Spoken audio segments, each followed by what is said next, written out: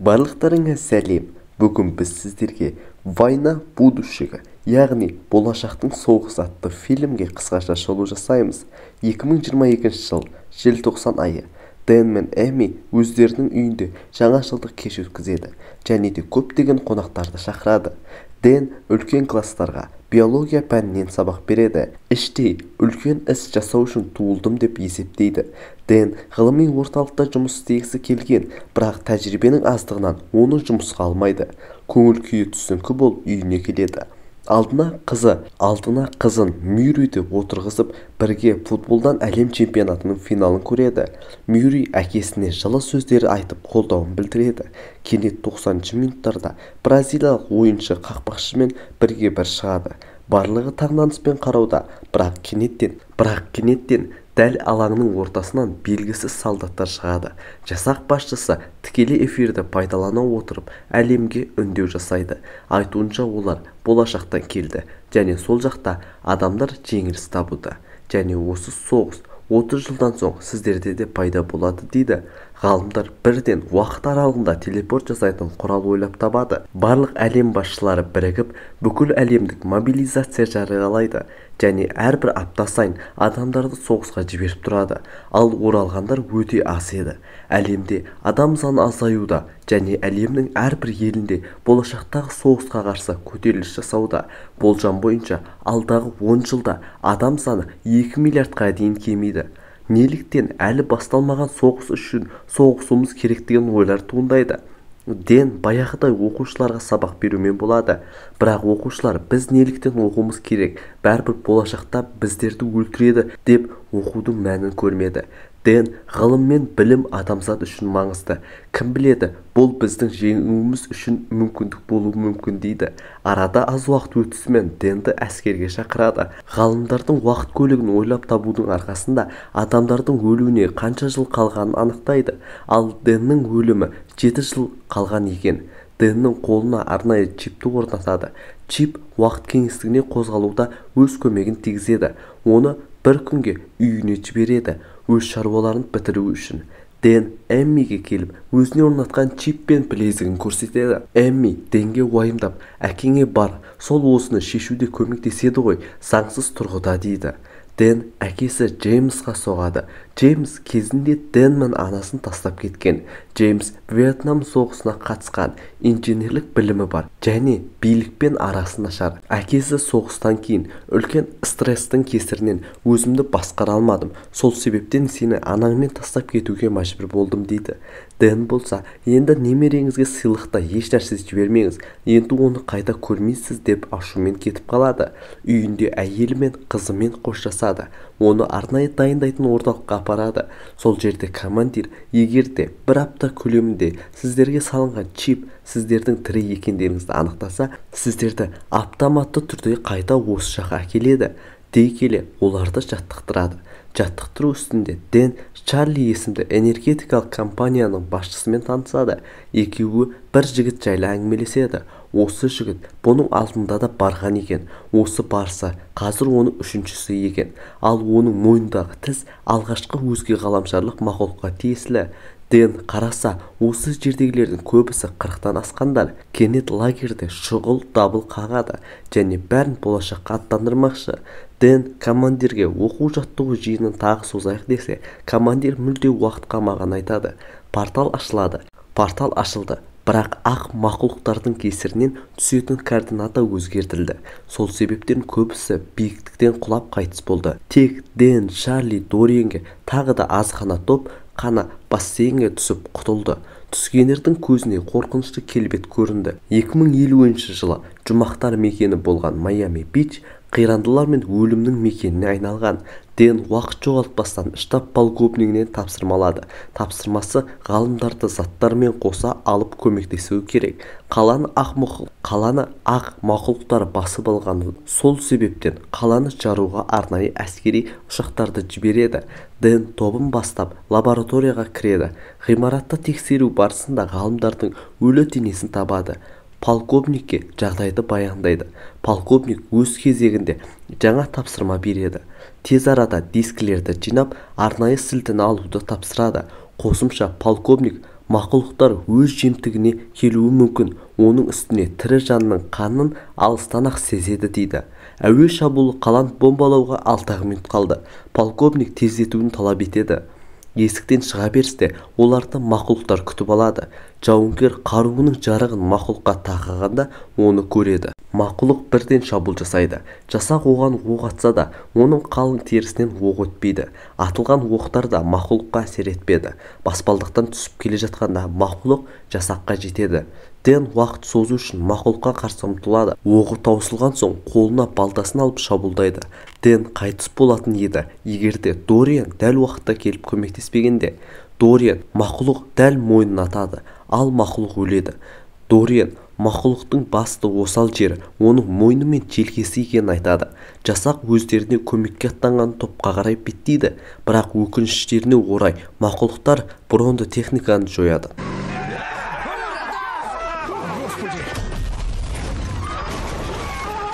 Жасақ қаша жөнеледі. Мақұлықтар қарсыласқандарды өзге ғаламшарлықтар өздерінің өткір пышақтарымен өлтіреді. Жасақ ақыры туннельге жетіп құтылады. Екі әскери уақыт ұту үшін туннельді қорғауға қалады. Арада аз уақыт өткен соң Дэн мен Чарли естерін шатырда жияды. Далаға шығып қараса өздерінің Доминикан Республикасында арнайы әскери базада екені анықталады. Дориенді дәл осында. Өкініштісі бағанағы 1000 адамнан құралған жасақтан бар болғаны осы 3-еуі ғана қалған. Дэн басшылықпен танысуға барады. Сөйтсе қызығы осы жасақтың басшысы әлгі тапсырма берген полковник дәл осы Дэннің мына кішкентай қызы Мюррей екен. Бұны білген Дэн Мюррейді құшақтағысы келеді, бірақ Мюррей қарсылығын білдіреді. Мюррей далада серуендеп қайтуға шақырады. Өзін әңгімелей келе, жай ғана полковник емес, ғылыми профессор екен, және өзге ғаламшарлықтарды зерттеу орталығының басшысы. Мюррей Дэнге осы мақұлықтардың анасын ұстау операциясы жайлы айтады. Сөйтсе дәл осы мақұлықтардың көбеюіне үлес қосып жатыр. Ғалымдар тобы токсин препаратын ойлап тапқан, сол арқылы ұрғашыны кашаға айналдырады. Бірақ оны қолға түсіру оңай болмайтынын, олар жердің астында тіршілік етеді, және аталық мақұлықтар оны қорғау үшін бәріне барады дейді. Мюррей арнайы жасақ құрып, ұрғашы мақұлықты ұстауға аттанады. Ғалымдардың ойынша, осы ұрғашыны не өлтіру, не токсин егу мақұлықтардың түбіне жетеді. Вертолетті отқан кезде Дэнге мақұлықтар жайлы айтады. Білмедім, енді бұл америкалық құйтырқы пропагандалық саясаты ма, қолығы ма, әйтеуір бәле-жәленің бәрі Ресейден пайда болады. Дәл осы құбыжықтар да Сібірден, яғни Ресейдің аймағынан пайда болғанын айтады. Осы құбыжықтар жер бетіндегі адамдарды аяусыз қырған. Қазір жер бетінде бар болғаны 500 миллион адам қалған. Қосымша Мюррей Дэнге сен көлік авариясынан қайтыс боласың, мен 16-ға толған кезде деп ескертеді. Оқиға орнына келіп ұрғашыны табады. Арнайы жасақпен оны тұтқындауға жердің түкпіріне түседі. Мюррей Дэнге вертолетке қал деп тапсырма береді. Жасақ ұрғашымен айқасып жатқанда Дэн өте көп мақұлықтардың ұрғашы үшін келе жатқанын көреді. Ойланбастан жасаққа көмектеседі. Оны решеткаға қамап, вертолет оны арқан арқылы көтереді. Құбыжықтар ашу мен ұрғашыны қайтару үшін барлығына шабуылдайды. Дэн мен Мюррей бақытына орай бронетехниканың арқасында дереу қашып кете алды. Қауіпсіз жерге жеткенде Мюррей әкесіне тапсырма үшін ұрсады. Жылап тұрып шындықты айтады. Сөйтсе Дэн Мюррей 12 жасқа толғанда анасымен бірге тастап кеткен. Ал 4 жылдан соң аварияда Мюррейдің көзінше қайтыс болады. Бұл қызға өте ауыр тиген екен. Кешкісін теңіз ортасында әскери орынға келеді. База үлкен забормен және қираған кемелермен қоршалған. Дәл осы жерде уақыт аралығында кеңістіктегі көлік орналасқан. Әкелінген ұрғашы мақұлықты темір шынжырға орап, оған әрбір сағат сайын 108 миллиграмм тыныштандыратын құюға мәжбүр. Өйтпеген жағдайда мақұлық өз күшінің арқасында басқа да мақұлықтарды осында шақырады. Мюррей оның қанын алып көптеген тестілер жасайды. Негізгі мақсаты ұрғашының көбеймеуінің алдын алу. Мюррей күндіз-түні уақытын жұмсап, тырысқанымен керекті нәтижені ала алмайды. Бұны байқаған Дэн, мен саған қандай көмек көрсете аламын десе, Мюррей шынын айтады. Оның ойы осы токсиканды жасап шығарып Дэнге беру. және де Дэн өз уақыт кеңістігінде Сібірге аттанып, бұндай болашақтың алдын аласын дейді.